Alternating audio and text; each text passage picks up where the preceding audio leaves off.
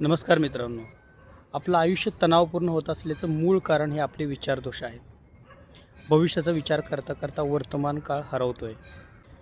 भूतकाळातल्या गोष्टींचा विचार करून आजचा आनंद गमावतोय. प्रत्येक गोष्टीत वाईट घडण्याची भीती पहिल्यांदा मनात येते.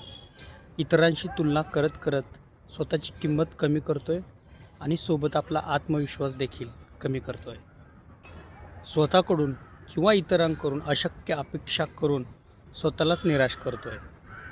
येणाऱ्या अपयशातून शिकून पुढे जाण्याऐवजी स्वतःलाच दोष देत बसतोय.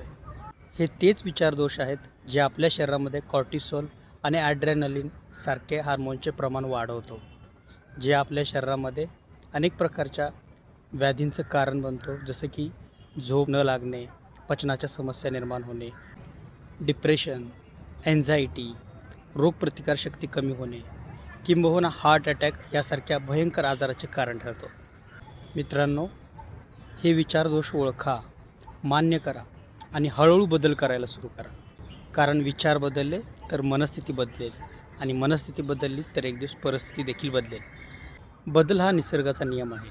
जे बदलता येणार नाही ते स्वीकारा, जसं की भूतकाळ आणि काही परिस्थिती. आणि जे बदलण्याजोग्य आहे ते बदला, जसं की आपल्या सवयी, आपला दृष्टिकोन.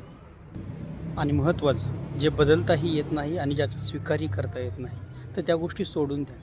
बघा, आयुष्य खूप सुंदर होईल.